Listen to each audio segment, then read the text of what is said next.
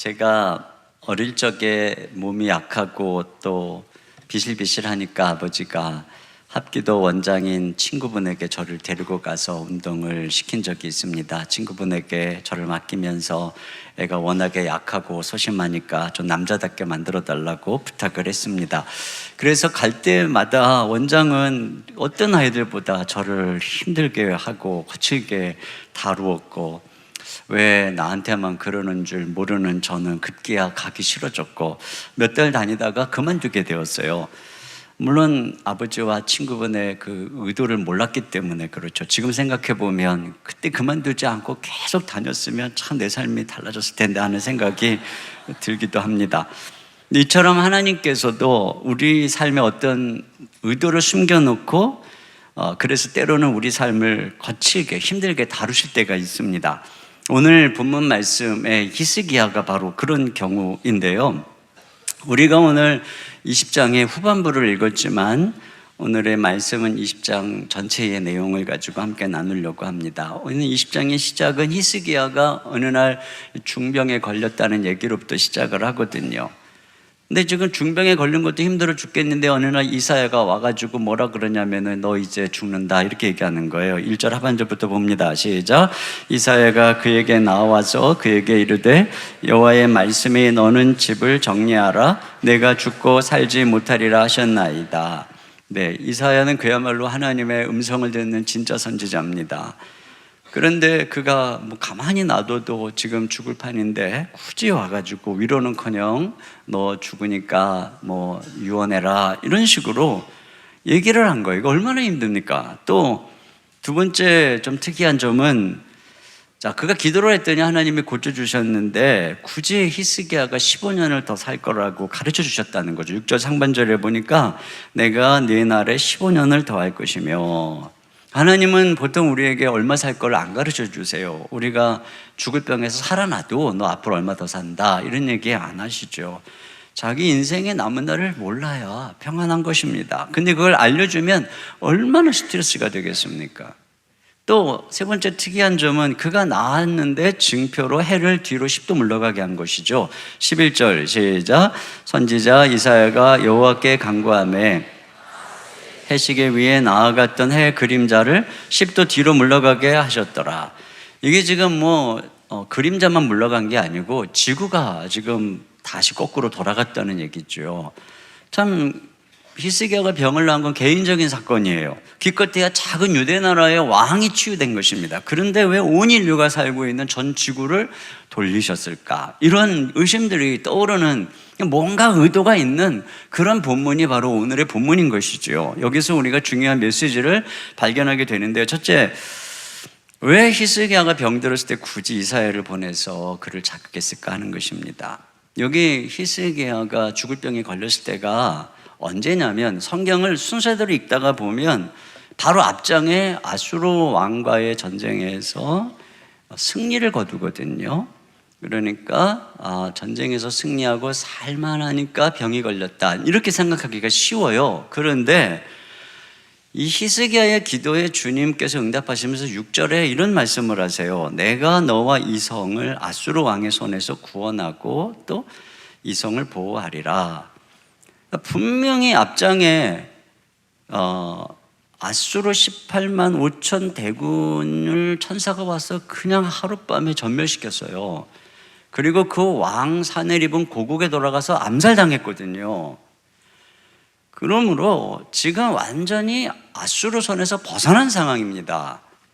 그런데 여전히 지금 이 병이 들어서 기도하는 그에게 주님이 주신 응답은 내가 너를 고쳐줄 뿐 아니라 이 성을, 너와 이 성을 아수르 손에서 구원해 주겠다 이렇게 말한 걸 보면 이게 지금 역사적 순서로 기록된 게 아니구나 하는 것을 알게 됩니다. 즉 히스기야가 병에 걸렸을 때는 아직 아수르 문제가 해결이 안 됐을 때라는 거죠. 성경은 이 역사서라 할지라도 연대기적으로 기록한 게 아니고 그런 역사책이 아니에요. 성경은 역사 속에서 하나님이 이런 것을 우리에게 말씀해 주시는 하나님의 말씀에 기록한 책인 것이죠. 그렇기 때문에 때로는 이 순서를 뒤바꿔서 사건을 재배열하기도 하는 것을 성경에서 많이 보게 되는 것이죠. 그리고 거기에는 어떤 의도가 있는 것입니다. 그건 좀 뒤에서 보게 되겠고요. 자, 오늘 이 순서가 그러므로 뒤바뀌었다는 것을 이해한다면 우리는 이 20장을 읽으면서 앞장을 읽을 때 무심코 넘어간 것을 이해하게 되는 거예요.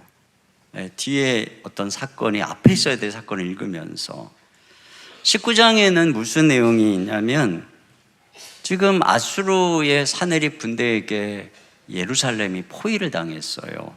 절망적 상황인데 히스기야가 성전에 가서 기도합니다. 간절하게 성전에 가서 기도했더니 하나님이 기적을 베풀어 주셨어요. 다시 35절입니다. 시작. 이 밤에 여호와의 사자가 나와서 아수르 진영에서 군사 18만 5천 명을 친지라 아침에 일찍 일어나 보니 다 송장이 되었더라. 그러니까 히스기야 한 사람이 하나님 앞에 가서 기도했더니 하나님이 천사를 보내서 18만 5천 명을 물리쳤다는 것이죠. 영국의 메리 여왕이 스코틀랜드의 군대보다 기도하는 쫀낙사 한 사람이 더 무섭다 이런 얘기를 했어요. 그래서 여기서부터 기도하는 한 사람이 군대보다 강하다는 얘기가 나왔습니다. 이처럼 여기 지금 기도하는 한 사람 히스기야가 아수르의 18만 5천 명보다 강하다, 그를 물리쳤다는 것을 오늘 얘기하죠. 그러니까 19장의 핵심적인 내용은 히스기야 한 사람의 기도로 민족을 구했다 이런 내용인 것입니다. 근데 우리가 여기서 그냥 무심코 넘어갈 수밖에 없는 게 뭐냐면 그럼 어떻게 히스기야가 군대보다 강한 기도의 사람이 되었고 민족을 구하는 기도의 사람이 된 것일까 하는 것이죠. 이걸 19장에서는 잘 몰라요.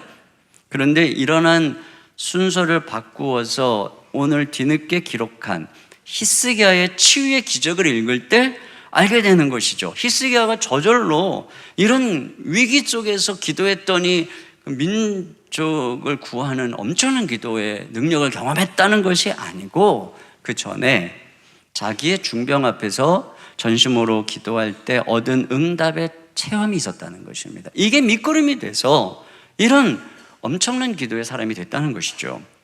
이거 개인 기도 응답의 체험이 국가적인 기도와 연결됐다는 것을 알 수 있어요. 그리고 그 증거가 뭐냐면 히스기야가 죽을 거라는 이사야의 예언에도 말에도 불구하고 낯을 벽으로 향하고 전심으로 기도했죠. 그랬더니 하나님이 이사야를 다시 돌아가라고 해서 내가 고쳐주겠다고 이렇게 말을 전하라 그랬어요. 5절 하반절 시작. 하나님 여호와의 말씀이 내가 내 기도를 들었고 내 눈물을 보았노라. 그러니까 전심으로 드리는 자기 기도를 히스기야들 하나님이 들었다. 네 눈물을 보았다. 이런 확신을 가지게 되었죠. 그런데 19장에서 히스기야가 아수르 포로 속에서 기도할 때 간절히 기도할 때 그때도 또 하나님이 이사야를 보냈어요. 그리고 이렇게 이야기했어요. 20절 하반절 시작. 내가 아수르 왕 사네립 때문에 내게 기도하는 것을 내가 들었노라 하셨도다. 지금 똑같은 얘기예요. 기도할 때 이런 똑같은 하나님의 응답을 같은 단어를 사용하심으로써 지금 히스기야가 국가적인 위기 속에서 이런 믿음의 기도를 드릴 수 있었던 이유는 바로 그의 개인적인 기도를 통한 응답을 통해서 기도의 확신을 가졌기 때문이다. 이걸 말해주는 것입니다. 히스기야가 군대보다 강력한 기도의 사람이 될 수 있었던 근저에는 개인적 기도 응답의 체험이 바탕이 됐다는 거예요. 거기서부터 믿음의 근육을 얻고 기도의 능력을 얻었다는 것이지요. 여기서 우리가 알게 되는 것입니다. 왜 하나님이 히스기야를 이렇게 거칠게 다루시는가? 외적으로는 지금 아수르가 침공해 있는 상황입니다. 얼마나 힘들어요. 그런데 거기다가 개인적으로 중병이 걸려버린 거죠. 내우외환입니다. 그리고 거기다가 이사야가 와가지고 너 죽는다. 위로는커녕 절망적인 말을 한 거죠. 설상가상으로. 왜 그렇게 이 히스기야를 거칠게 궁지로 몰아넣느냐? 그로 하여금 그 안에 있는 영적인 야성을 일으키고 믿음의 유전자를 다시 일으켜서 그를 국가를 살릴 수 있는 믿음의 거장으로 훈련시키기 위해서 그렇다는 것입니다. 남들은 이 아름다운 봄날에 나들이 가고 그 아름다운 자연과 저 맑은 하늘을 보면서 뭔가 휴일 속에서 즐거움을 누리고 있는데, 나는 질병에 시달리고, 나는 안 되는 사업 때문에 머리를 싸매고, 봄날이 가는지 여름이 오는지 휴일인지 아닌지 알지도 모른 채 오직 엎드려서 주님만 바라보는 삶을 왜 나는 이렇게 살아야 하는가? 왜 하나님께서 나를 이렇게 야박하게 몰아세우시는가? 의도가 있다는 것입니다. 이것을 통해서 하나님께서 기도의 야성을 깨우고 믿음의 근육을 단련시키고, 그렇게 해서 기도의 전사로 양육해서 그냥 그저 쉽게 편안하게 노는 사람들은 절대로 구할 수 없는 민족의 미래를 구할 수 있는 기도의 거장으로 훈련시키기 위해서 하나님이 그렇게 몰아세운다는 것이죠. 그러므로 여러분 개인의 문제가 개인의 문제만이 아니고 앞으로 더 큰 문제를 해결하기 위한 연단이고 훈련이라는 사실을 믿으시기를 바랍니다. 네. 제가 지난주에 3부 때 얘기했는데 아멘이 진짜 중요해요.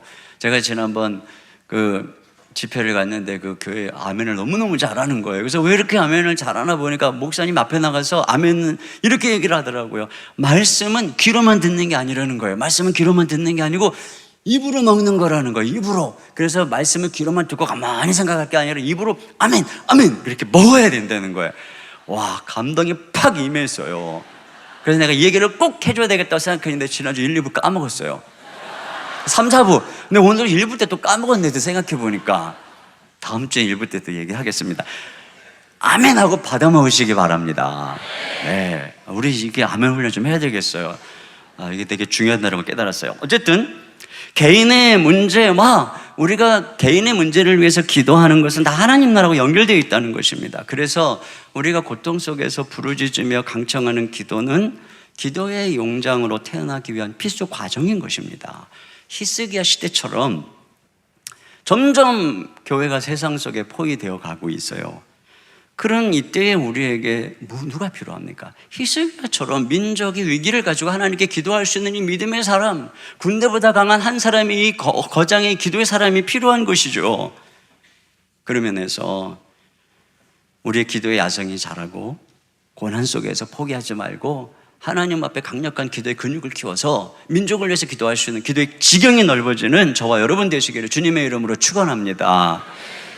그리고 두 번째, 왜 굳이 15년의 연수를 알게 하셨을까 하는 것이죠. 보통은 하나님이 이런 거 안 밝히세요. 그냥 살리시고 살다가 15년쯤 지나면 죽게 하시면 되지. 굳이 15년 산다. 그래서 그냥 한 해 안에 이제 10년 남았거나 이제 9년 남았거나 이러고 사는 인생이 얼마나 스트레스가 되겠습니까? 근데 하나님께서 왜 평소에 하나님의 성품하고는 다른 이런 말씀을 하셨는가에 감추신 이유가 있는 것이죠. 그것은 그 15년의 삶에 어떤 중요한 의미가 있기 때문에 그런 것입니다. 히스기야의 이 사건이 열왕기 하뿐 아니라 역대하 그리고 이사야서에도 기록이 되어 있어요. 근데 이사야서에 보면은 그가 이 죽을 병에 걸렸을 때 하나님께 어떻게 기도했는지 기도문이 나와요. 근데 그가 기도할 때 하나님께 살려달라고 하면서 두 가지 서원을 한 것을 찾을 수가 있습니다. 그 내용은 여러분이 한번 성경 구절 나중에 보시면 되는데 두 가지가 뭐냐면, 하나는 제가 이 고통으로 인해서 평생을 하나님 앞에 겸손하게 살고 내 자랑하며 사는 게 아니고 정말 주님 앞에 겸손하게 살겠다. 이 서원을 하고, 두 번째 서원은 늘 하나님께 감사하면서 자녀에게 주의 신실함을 가르치겠다. 그러니까 자녀를 말씀으로 잘 양육하겠다. 이 두 가지 서원을 하는 것입니다.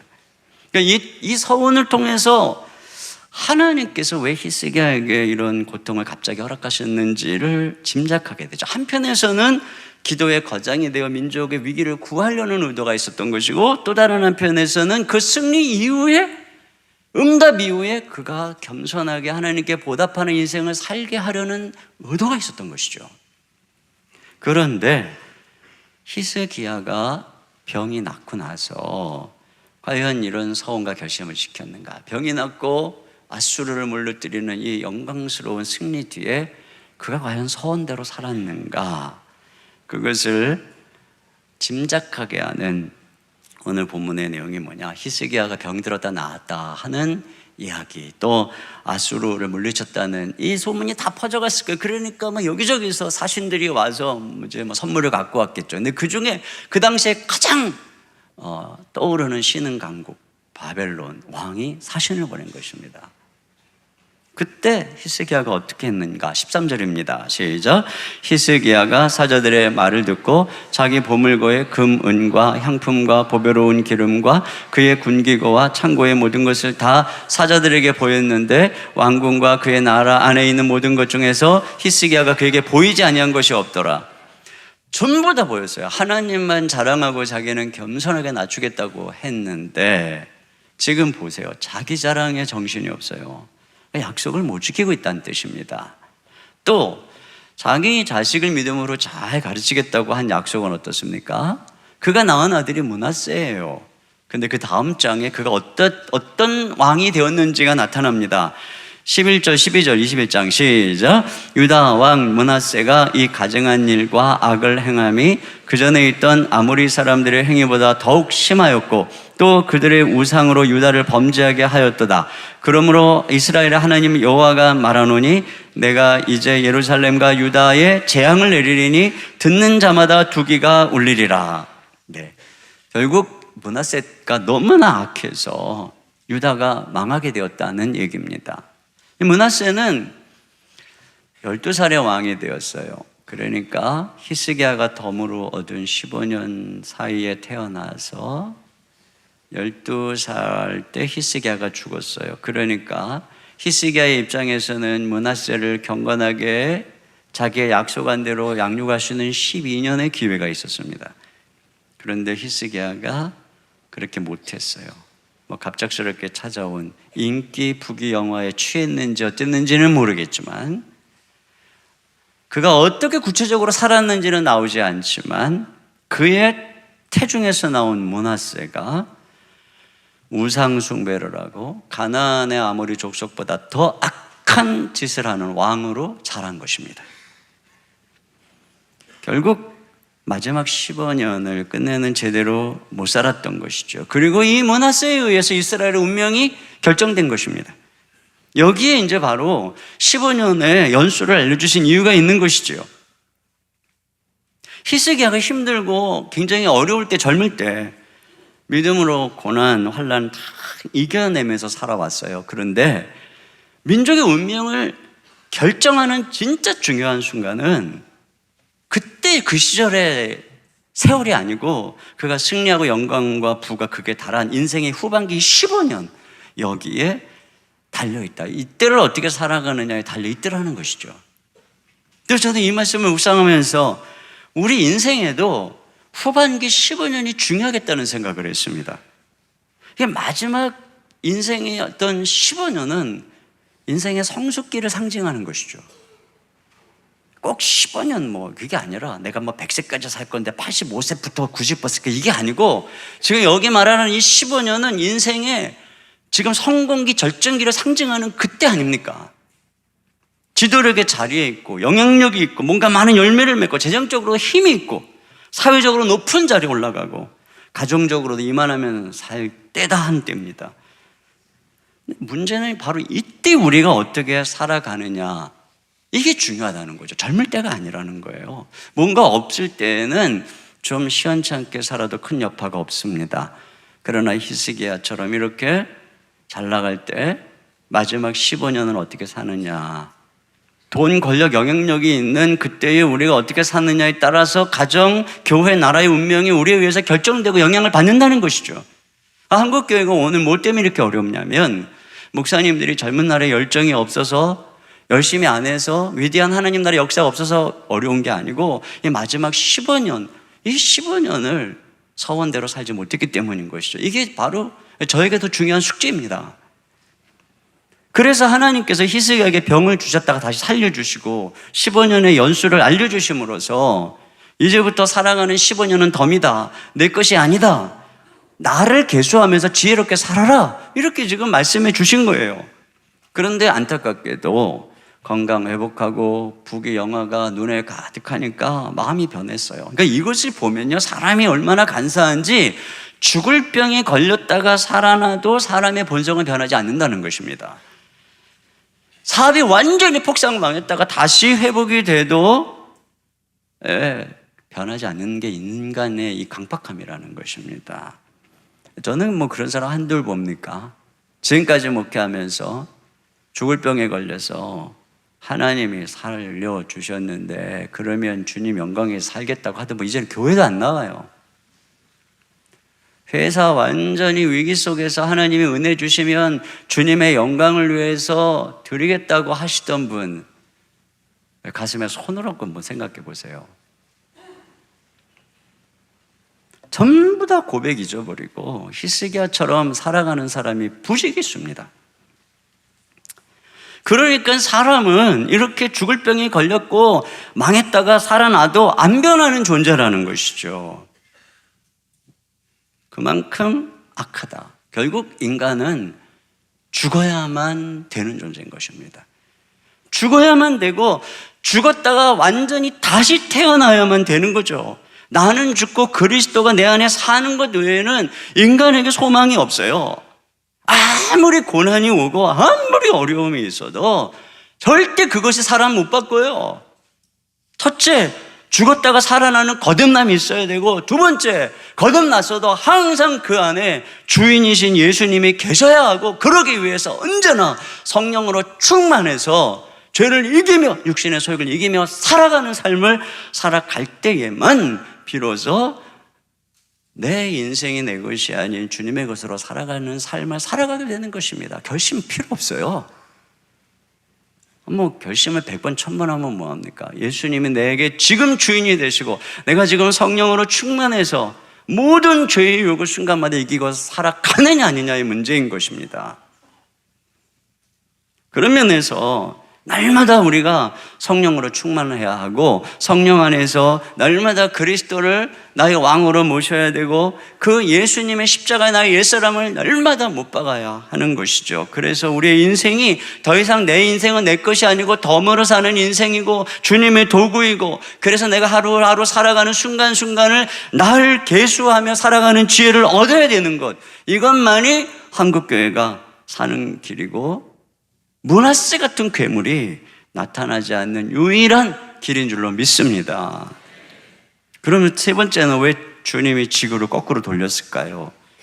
모든 창고를 열어서 가진 것을 다 보여주고 자랑한 히스기야에게 이사야 선지자 와서 뭐라고 경고합니까? 16절부터 18절 시작.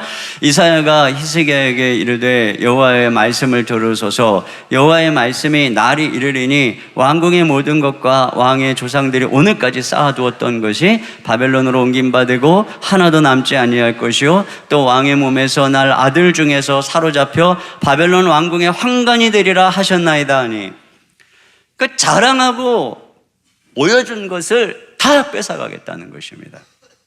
그러니까 여러분, 우리가 하나님께서 주신 축복, 주님께 영광 안 돌리고 이렇게 자기 자랑의 도구로 삼으면 하나님께서 그냥 한순간에 다 뺏어가는 것입니다.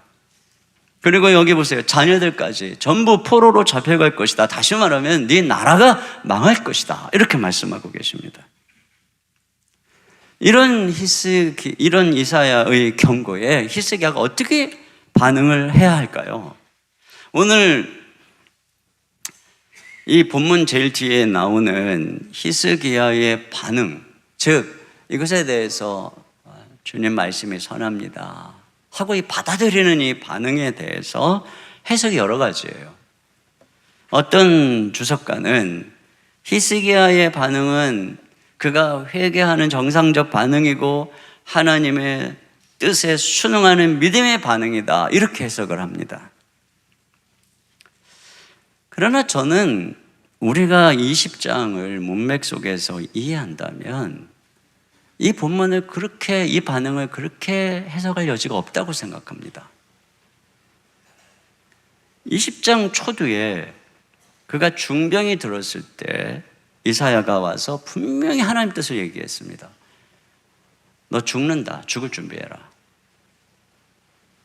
그렇게 누굽니까? 이사야가 하나님의 사람입니다. 그런데 히스기야는 그런 하나님의 말씀을 순순히 안 받아들였어요.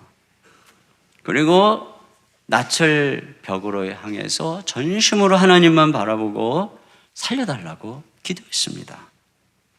그랬더니 하나님께서 이사야를 다시 보내서 내가 너의 기도를 들었고 내 눈물을 보았다.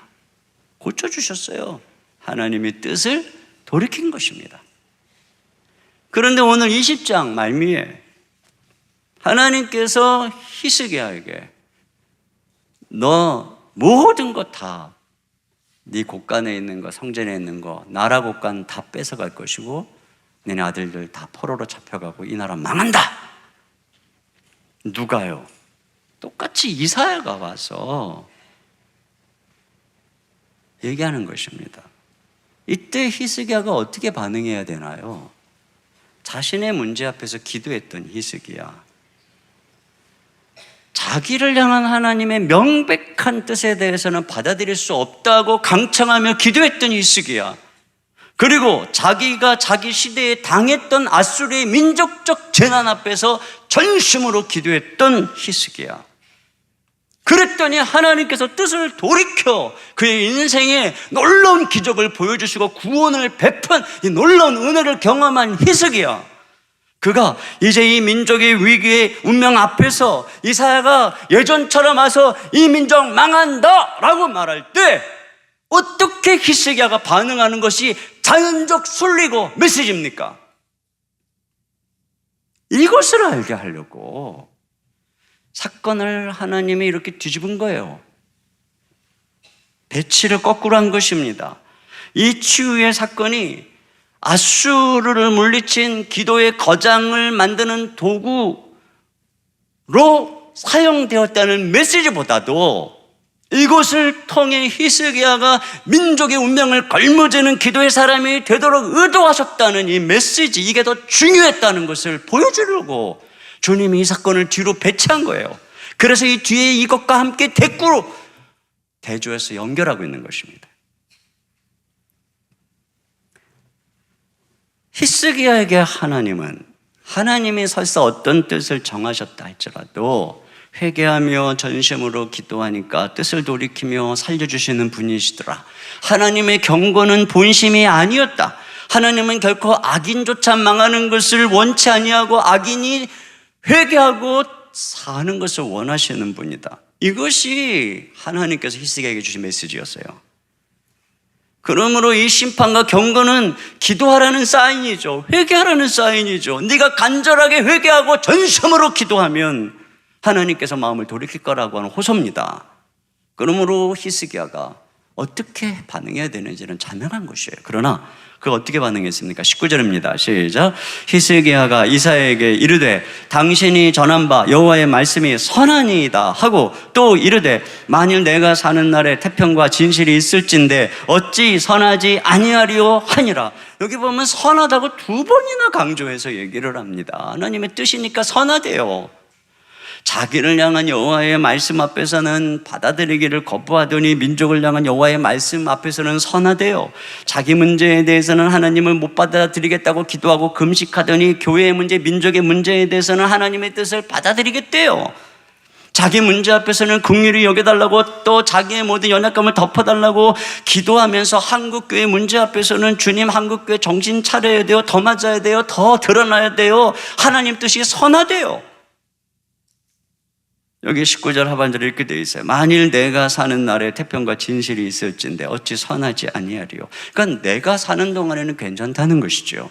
지금 앞으로 이런 재앙이 내 시대에는 일어나지 않을 것이기 때문에 나는 평안할 것이기 때문에 선하다는 것입니다. 자기가 당했던 질병의 문제, 그리고 자기가 왕위에 있을 때 당했던 민족적 재난의 문제에 대해서는 그렇게 간절하게 기도하더니 강청하면서 말이죠. 그런데 이렇게 교회의 미래에 대해서, 다음 세대에 대해서 하나님의 심판의 예고와 메시지에 대해서는 내 시대에 일어날 문제가 아니라 이겁니다. 내가 사는 날 동안에는 평안하니까 괜찮다는 것입니다. 나는 이미 은퇴했다는 것입니다.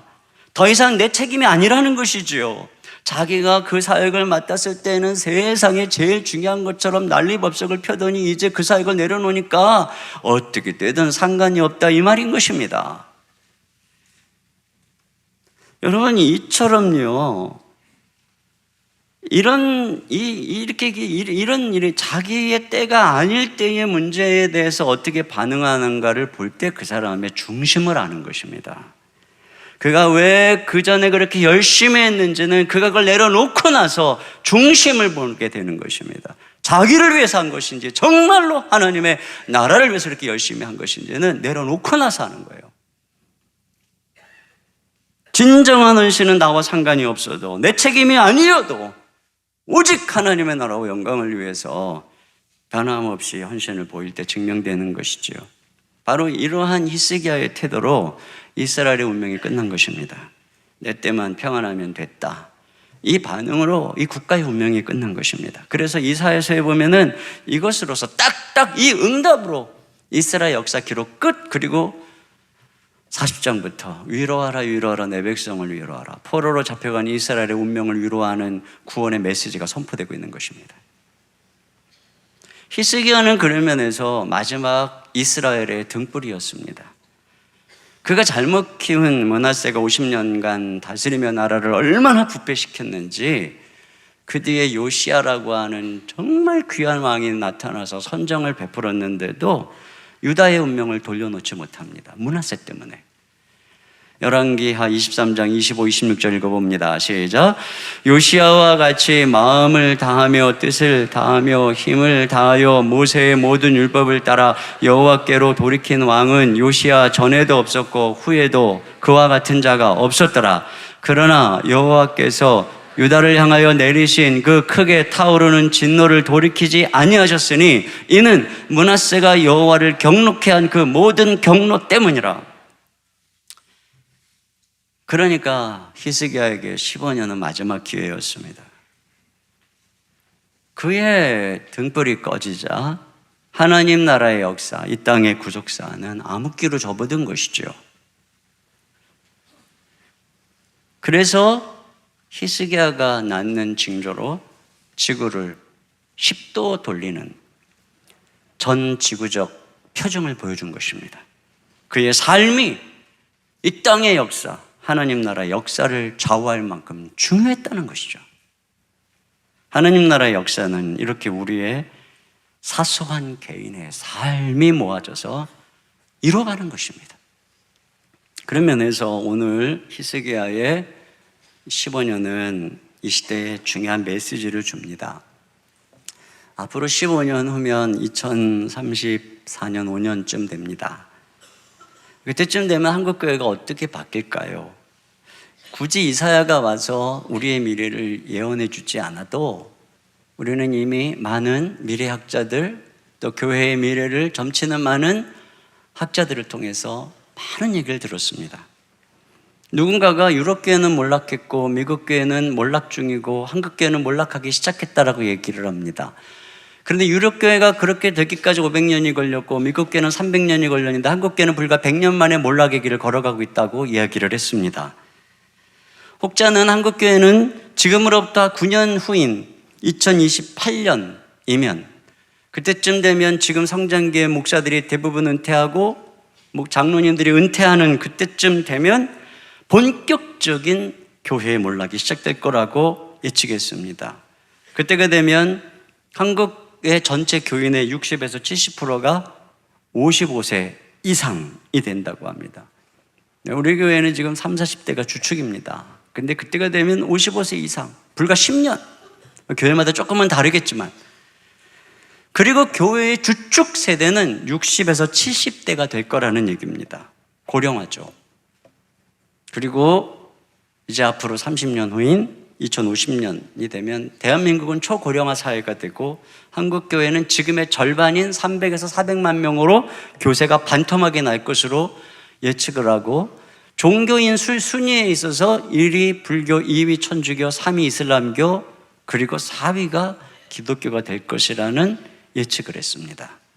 주일학교 청소년 숫자가 15만에서 40만 명 정도 될 것이고, 그때의 한국교회의 주 세대는 70에서 80대 노인들이 될 거라는 얘기죠. 결국 유럽 교회처럼 예배당에는 노인들만 남고 많은 예배당이 극장이나 공연장으로 팔려나가고, 이민자들이 늘어서 미국 교회의 오후에 이민자들이 빌려 쓰는 것처럼 이제 많은 예배당들은 그런 식으로 재정을 충당하게 될 것이라는 얘기고, 세속 정부의 힘은 더욱 강해지고 생명과학 AI 영향으로 교회는 끊임없는 위기 속에서 점점 다운될 것이다. 그리고 우리 다음 세대는 급격히 세상이라는 바벨론의 포로로 끌려가게 될 것이다. 그런 한국교회를 구원할 골든타임은 불과 10년도 안 남았다.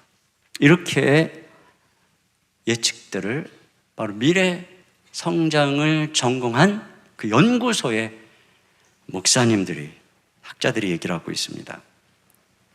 그런 면에서 오늘 한국교회는 히스기야처럼 앞으로의 15년을 어떻게 보내는가에 의해서, 여러분이 뭐 히스기야처럼 인생의 후반기든 상관없어요. 그냥 대한민국 자체가 앞으로 15년을 우리가 어떻게 지내느냐에 따라서 운명이 결정되는 그 시점에 있는 것입니다. 이때 우리가 어떻게 반응해야 할까?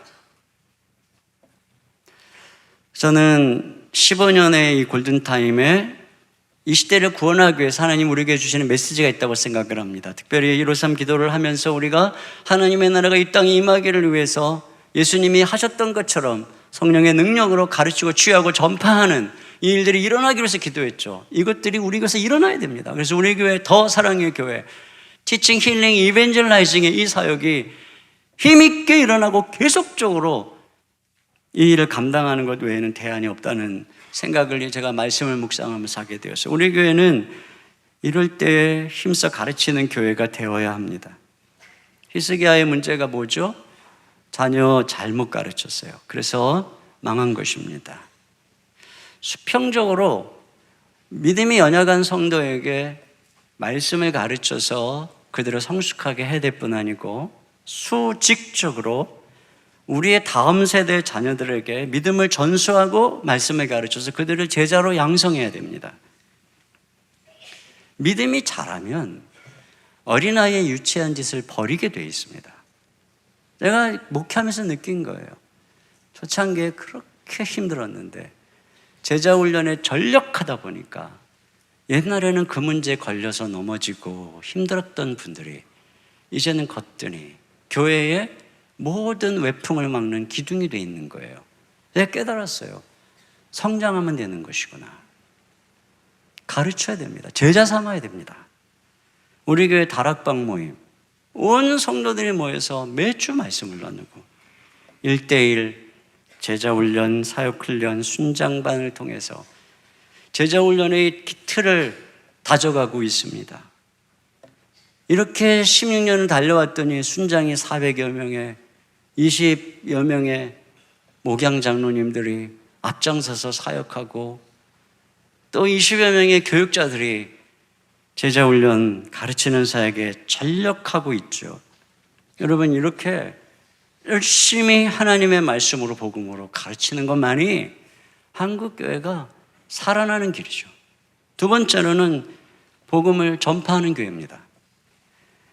이 교회가 쇠락하는 것은 연수가 더해가면서 복음에서 멀어지는 것입니다. 많은 사람들이 복음은 내가 처음에 예수님 믿을 때나 믿는 것이고 이제는 구원받았으니 내 힘으로 교양 있게 거룩하게 살아가는 것이라고 생각하죠.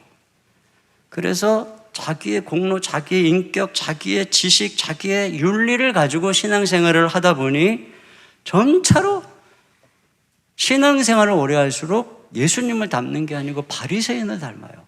남을 정죄하고 판단하고, 이게 한국교회의 모습입니다. 그런 면에서 교회 안에 복음이 항상 선포되어야 합니다.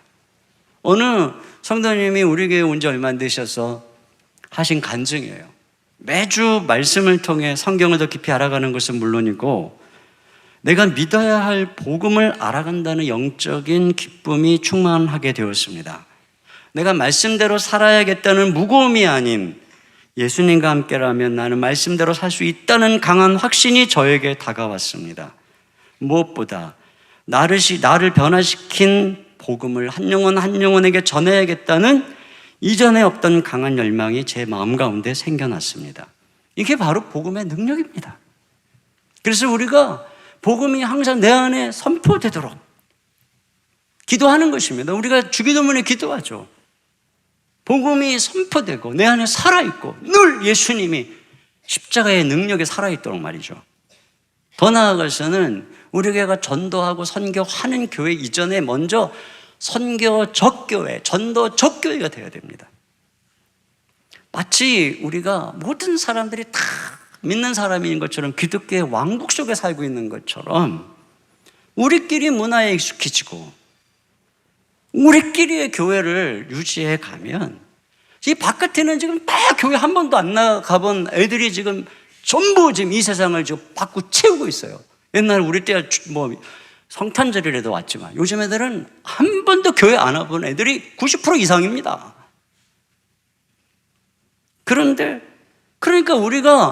우리 교회는 이제 더 이상 기독교 왕국이 아니고 선교지에 있는 교회처럼, 그래서 교회 이 자리에 교회 처음 와보신 분들이 앉아있고 그들이 도대체 교회가 뭐 하는 것인지 말씀도 전혀 모르는 그분들에게 어떻게 하면 그리스도를 전해줄 수 있을지 이걸 고민하는 모든 프로그램이 그러한 사고와 생각 속에서 진행되어야만 이제 교회는 살아남는 시대인 거죠. 선교적 교회가 되어야 되는 것입니다. 그런데 내가 그전에 해왔던 과거의 전통과 내게 익숙한 일들을 버리지 못하겠다고 한다면 교회는 젊은 세대들은 더 들어오지 않고 교회 원래 있고 익숙했던 분들만 세월이 가면서 나이만 들고 들어서 유럽교회처럼 되는 것입니다. 이런 바탕 위에서 우리가 전도폭발, 사랑의 전도단, 행복축제를 통해 힘있게 최선을 다해 복음을 전하고 또 온 열방을 향해 단기 선교 열심히 나가서 세상을 향해서 발걸음을 내디디고 우리 교회에 자리 잡고 있는 중국인 유학생 사역, 북한 선교 사역, 다문화 사역, 해외 선교 사역에 함께 힘을 합해서 힘있게 선교 사역을 펼쳐나가야 합니다. 그리고 중요한 것 한 가지, 이 전파하는 사역의 하이라이트죠. 분립개척이 지상명령 성취의 최선의 방도이며 목회자를 양성하는 것은 신학교의 사명이 아니라 교회에 주신 사명을 기억하는 것입니다. 그래서 우리 교회 하나가 우뚝 서서 큰 교회가 되는 게 하나님의 나라가 오는 가장 지혜로운 방법이 아니라는 거예요. 대한민국에 좀 10,000명 되는 교회가 없어서, 뭐 10만 명 되는 교회가 없어서, 50만 명 되는 교회가 없어서 지금 이 문제가 생긴 것입니까? 모든 교회들이 함께 큰 숲을 이루어서 그 숲을 이루면 그 안에 생태계가 생기잖아요.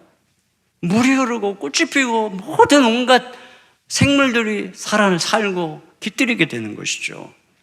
이처럼 우리가 수십 개, 수백 개의 교회를 분립하고 개척하고 그렇게 해서 네트워크를 이루어 이 도시를 변화시키는 이 비전을 향해서 우리가 힘있게 걸어갈 때 그것이 한국교회 우리 지역사회를 살리는 일이고 이것을 통해 하나님이 사용하셔서 한국교회 체질을 변화시키는 그런 일들을 이루실 거라고 확신하는 것입니다.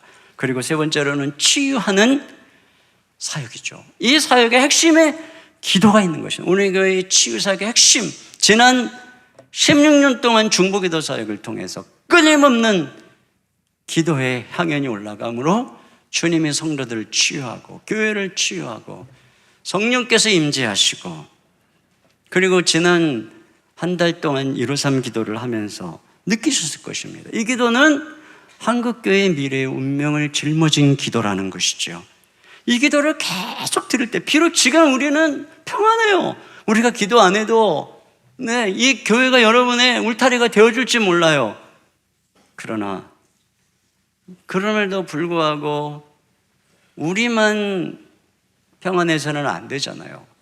그러니까 153 기도를 통해서 우리의 삶의 지역사회에, 대한민국의 한국교회에 하나님의 나라가 임하도록 간절히 매일 하루 3번씩 마음에 하나님 나라를 품고 기도하는 이 153 기도사요, 이것이야말로 우리의 미래를, 운명을 짊어진 기도인 것입니다.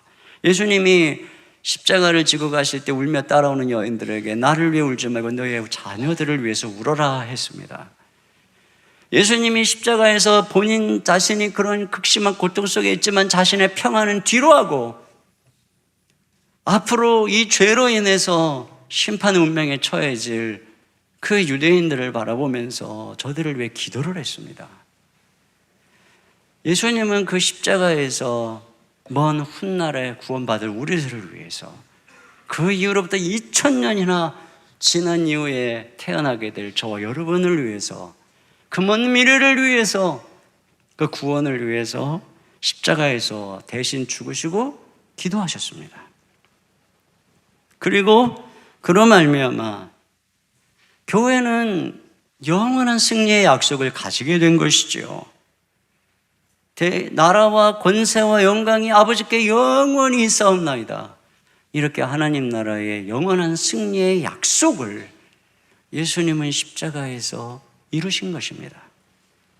그러므로 교회의 침체에 대한 예고와 운명은 절대로 예수님의 사역에 어울리지 않는 미래입니다. 정상적인 교회의 미래가 아닌 것이지요. 나라와 권세와 영광이 아버지께 영원히 있사옵나이다, 주기도문의 이 송영, 마지막 송영이 영원한 승리를 보장하고 약속하고 있는데, 왜 우리가 미래를 캄캄하게 심판 가운데 있어서 교회가 쪼그라들 것처럼 그렇게 사실이 아닌 것을 사실인 것처럼 착각하며 쇠뇌되고 있느냐는 것이죠. 이게 잘못된 것입니다. 제가 최근에 팩트풀니스라고 하는 책을 보니까 얼마나 많은 사람들이 사실이 아닌 것을 기정사실화해서 쇠뇌돼가지고 그런 것처럼 이해하고 있다는 것입니다. 우리가 물론 잘못하면 그런 시나리오로 갈 수 있겠죠. 그러나 정상적으로 하나님의 말씀대로 우리가 약속을 붙들고 하나님의 나라를 위해 가르치고 지혜하고 전파하며 전심으로 기도하며 나가면 하나님께서 우리에게 약속한 미래는 절대로 그런 비참한 심판의 미래가 아니고 누룩처럼 하나님의 나라가 번져가며 겨자씨처럼 숲을 이루고 모든 백성들이 그 안에서 숨쉬고 하나님의 나라가 힘있게 성장하는 것, 이것이 바로 예수 그리스도 안에서 주님이 우리에게 주신 미래고 약속인 줄로 믿습니다. 우리가 그렇게 기도하면 되는 것입니다. 그러므로 앞으로 15년 우리 운명을 결정할 기간입니다. 자, 153 기도 한 달 하셨는데 여기서 멈추면 15년 후 끝장납니다. 최소한 앞으로 15년만 계속해 주십시오. 더 길게는 제가 요청 안 하겠습니다. 앞으로 15년만 우리가 전심으로 매일같이 하나님 앞에 기도합시다. 기도. 그저 운명을 받아들이고 이 세상의 마귀의 속삭임에 넘어가지 말고 기도합시다. 그러면 15년 후에 분명히 모든 예언과 모든 사람들의 예측을 다 뒤집어 엎는 놀라운 대한민국의 부흥의 불길이 우리의 기도를 통해 일어나게 될 줄로 믿습니다. 우리 시간에 같이 함께 우리 찬양 드리죠. 우리 참 오랜만에 부르는 찬양이에요. 오늘 집을 나서기 전 기도했나요? 오늘 받을 은총 위에 호소했나요? 우리 찬양을 드리면서 먼저 우리 자신의 기도, 우리 자신의 기도의 응답, 이것이 하나님 나라의 기도로 연결되는 것입니다. 그거 구별하지 마세요. 하나님 앞에 이런 마음을 가지고 제가 평생 주님 앞에 기도하겠습니다는 소망을 가지고 같이 찬양하겠습니다.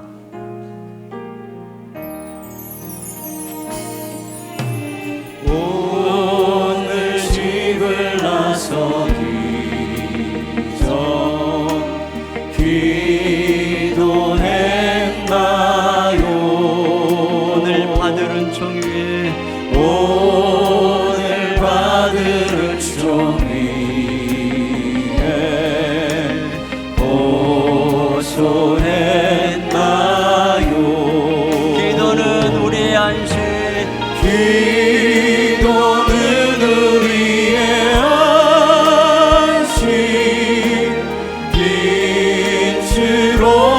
인도하리. 앞이 캄캄할 때 기도 잊지 마세요. 마음에 분노 가득할 때 마음에 분노 가득할 때 기도했나요? 나의 앞길 막는 친구, 나의 앞길 막는 친구 용서했나요? 용서했나요? 기도는 우리의 안식, 기도는 우리의 안식, 빛으로 인도하니. 앞이 캄캄할 때 앞이 캄캄할 때 기도 잊지 마세요. 어려운 시험 당할 때 기도했나요? 어려운 시험 당할 때 기도했나요? 주가 함께 당하시면 주가 함께 당하시면 능히 이기리. 능히 이기리. 기도는 우리의 안식, 기도는 우리의 안식, 빛으로 인도하니. 앞이 캄캄할 때 기도 잊지 마세요. 나의 일생 다하도록 기도하리라. 나의 일생 다하도록 기도하리라. 주께 맡긴 나의 생애 주께 맡긴 나의 생애 영원하리라. 영원하리. 우리 두 손 들고 찬양합시다. 기도는 우리의 안식, 기도는 우리의 안식, 빛으로 인도하니. 앞이 캄캄할 때 기도 잊지 마세요. 우리 시간에 함께 기도하겠습니다. 주님, 내 기도의 지경이 넓어지게 해 주시옵소서. 내가 지금 당하는 고난, 이유를 알 수 없지만 이것을 통해 나를, 민족을 구하는 기도의 거장으로 훈련시키는 과정임을 기억하고 전심으로 히스기야처럼 하나님께 기도하는 인생 되기를 원합니다. 주님, 나에게 주어진 이 15년의 세월, 내 남은 인생이 하나님 앞에 주의 나라를 위해 민족을 구원하기 위해서 남겨진 마지막 기회인 것을 기억하고 내 인생을 주님께 거룩한 산자세로 드림으로 이 민족을 구하는 삶이 되게 해달라고 기도합시다. 내 사사로운 인생이 아니라 결국은 내가 살아가는 이 삶이 이 한국교회의 미래 운명을 결정하는 것임을 기억하고 히스기야처럼 옳소이다, 좋습니다 하는 것이 아니라 하나님 앞에 전심으로 기도하고 내 문제뿐 아니라 이 민족의 미래 운명을 붙들고 기도함으로 민족의 운명의 미래를 변화시키는 나의 기도, 우리의 기도가 되게 해달라고 이 시간에 우리 다 같이 1분 정도만 우리 한 목소리로 기도하겠습니다. 하나님 아버지, 참으로 감사합니다.